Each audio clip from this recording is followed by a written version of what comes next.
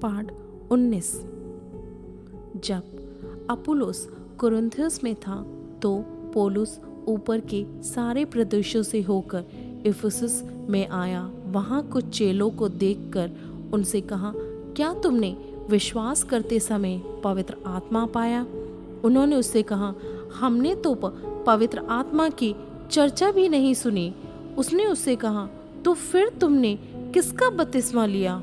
उन्होंने कहा, यूहन्ना का बपतिस्मा। पौलुस ने कहा, यूहन्ना ने यह कहकर मन फिराव का बपतिस्मा दिया कि जो मेरे बाद आने वाला है उस पर अर्थात यीशु पर विश्वास करना। यह सुनकर उन्होंने प्रभु यीशु के नाम में बपतिस्मा लिया। जब पौलुस ने उन पर हाथ रखे तो पवित्र आत्मा उन पर उतरा और वे भिन्न भिन्न भाषा बोलने और भविष्यवाणी करने लगे। ये सब लगभग 12 पुरुष थे। वह आराधनालय में जाकर 3 महीने तक निडर होकर बोलता रहा और परमेश्वर के राज्य के विषय में विवाद करता और समझाता रहा। परंतु जब कुछ लोगों ने कठोर होकर उसकी नहीं मानी वरन लोगों के सामने इस मार्ग को बुरा कहने लगे तो उसने उनको छोड़ दिया और चेलों को अलग अलग कर लिया और प्रतिदिन तंतुरुस की पाठशाला में वाद विवाद किया करता था। 2 वर्ष तक यही होता रहा, यहाँ तक कि आसिया के रहने वाले, क्या यहूदी क्या यूनानी, सबने प्रभु का वचन सुन लिया। परमेश्वर पौलुस के हाथों से सामर्थ्य के अनोखे काम दिखाता था, यहाँ तक कि रुमालू और अंगोछे उसकी देह से स्पर्श करा बीमारों पर डालते थे और उनकी बीमारियां जाती रहती थी और दुष्टात्माएं उनमें से निकल जाया करती थी। परंतु कुछ यहूदी जो झाड़ा फूकी करते फिरते थे वे करने लगे कि जिनमें दुष्टात्मा हो उन पर प्रभु यीशु का नाम यह कहकर फूके, जिस यीशु का प्रचार पौलुस करता है, मैं तुम्हें उसी की शपथ देता हूँ। और सिकवा नाम के एक यहूदी प्रधान याजक के 7 पुत्र थे जो ऐसा ही करते थे। पर दुष्टात्मा ने उनको उत्तर दिया, यीशु को मैं जानती हूँ और पौलुस को भी पहचानती हूँ, परंतु तुम कौन? और उस मनुष्य ने जिसमें दुष्टात्मा थी उन पर लपक कर उन्हें वश में लाकर उन पर ऐसा उपद्रव किया कि वे नंगे और घायल होकर उस घर से निकल भागे। यह बात इफिसुस के रहने वाले सब यहूदी और यूनानी भी जान गए।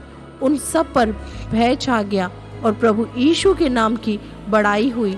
जिन्होंने विश्वास किया था उनमें से बहुतों ने आकर अपने कामों को मान लिया और प्रकट किया। जादू करने वालों में से बहुतों ने अपनी अपनी पोथियां इकट्ठी करके सबके सामने जला दी। जब उनका दाम जोड़ा गया तो 50,000 चांदी के सिक्कों के बराबर निकला। इस प्रकार प्रभु का वचन बलपूर्वक फैलता और प्रबल होता गया।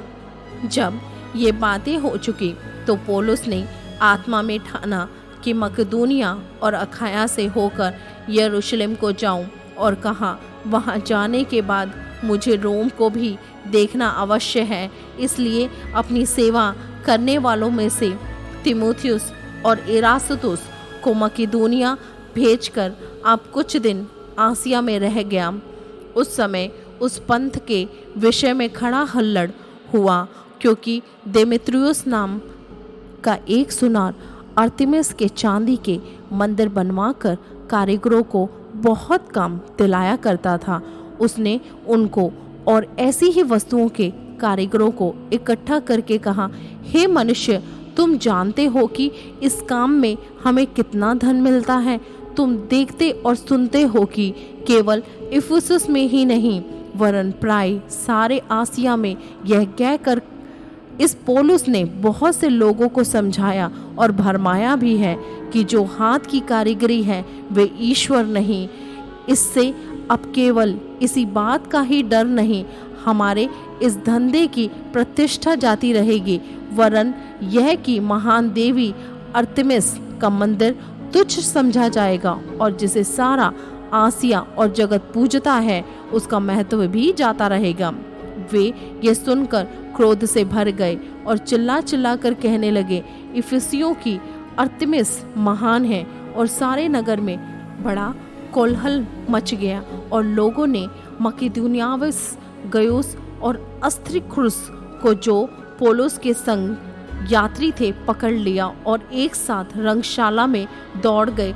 जब पौलुस ने लोगों के पास भीतर जाना चाहा तो चेलों ने उसे जाने ना दिया। आसिया के हाकिमों में से भी उसके कई मित्रों ने उसके पास कहला भेजा और विनती की कि रंगशाला में जाकर जोखिम ना उठाना। वहाँ कोई कुछ चिल्लाता था और कोई कुछ, क्योंकि सभा में बड़ी गड़बड़ी हो रही थी और बहुत से लोग तो ये जानते भी ना थे कि हम किसके लिए इकट्ठा हुए हैं। तब उन्होंने सिकंदर को, जिसे यहूदियों ने खड़ा किया था, भीड़ में से आगे बढ़ा। सिकंदर हाथ से संकेत करके लोगों के सामने उत्तर देना चाहता था, परंतु जब उन्होंने जान लिया कि वह यहूदी है तो सब के सब एक शब्द से कोई 2 घंटे तक चिल्लाते रहे, इफिसियों की अर्तिमिस महान है। तब नगर के मंत्रियों ने लोगों को शांत करके कहा, हे इफिसुस के लोग, कौन नहीं जानता कि इफिसुस का नगर महान देवी अर्तिमिस के मंदिर और ज्यूस की ओर से गिरी हुई मूर्ति को टहला हुआ है।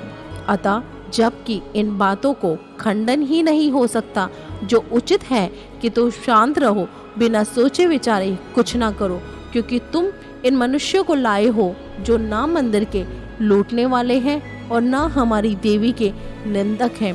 यदि देमेत्रियुस और उसके साथी कारीगरों को किसी से विवाद हो तो कचहरी खुली है और हाकिम भी है, वे एक दूसरे पर नालिश करें। परंतु यदि तुम किसी और बात के विषय में कुछ पूछना चाहते हो तो नियत सभा में फैसला किया जाएगा, क्योंकि आज के बलवे के कारण हम पर दोष लगाए जाने का डर है, इसलिए कि इसका कोई कारण नहीं और हम इस भीड़ के इकट्ठा होने का कोई उत्तर ना दे सकेंगे। यह कहकर उसने सभा को विदा किया।